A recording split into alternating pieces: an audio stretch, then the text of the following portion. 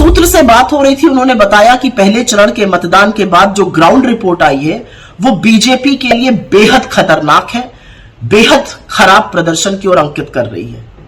उस सूत्र से अभी बात चल ही रही थी, तब तक मोदी जी का एक ट्वीट आया जिसमें वो कहते हैं बड़ा उत्साहवर्धन प्रदर्शन रहा है। ठप्पा लग गया इस बात पर कि पहला चरण वॉश आउट है बीजेपी के लिए। अब सुनने में आ रहा है कि नरेंद्र मोदी जी की, अमित शाह जी की और नड्डा जी की कोई देर रात मीटिंग होने वाली है, कोई नई रणनीति पर चर्चा होगी। खैर, याद रहे आज 21 राज्यों की 102 सीटों पर मतदान हुआ और इंडिया गठबंधन बीजेपी से कहीं ज्यादा आगे है। तमिलनाडु, महाराष्ट्र, राजस्थान, बिहार, यहां की उत्तर प्रदेश तक में जबरदस्त प्रदर्शन हुआ है।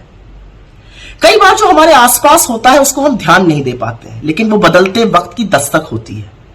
एक्सेस माई इंडिया के प्रदीप गुप्ता का उस ट्वीट को डिलीट करना जिसमें साफ तौर पे ये लिखा था कि 13 राज्यों में बीजेपी अपना जनाधार खो रही है, या बीजेपी के सांसदों का खुलेआम ये कहना कि मेहनत करो, कोई मोदी की वेव नहीं है, उस बात की पुष्टि करता है जो हम लगातार कह रहे हैं। 10 साल सत्ता में रहने के बाद मोदी जी आज भी कांग्रेस को कोसने के अलावा दूसरी कोई बात नहीं कर पा रहे।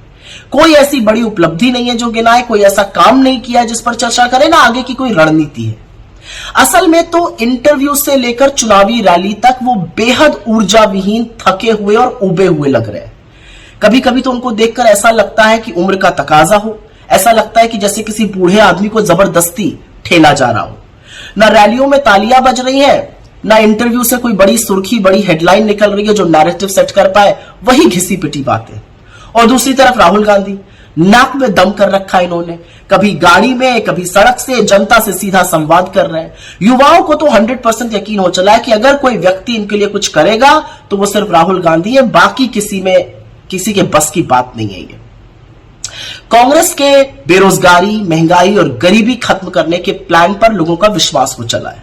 लोग ये भी समझ लग गए हैं कि संविधान के साथ खिलवाड़ करने के कितने भयावह परिणाम होंगे और उनकी जिंदगी पर इसका क्या असर पड़ेगा।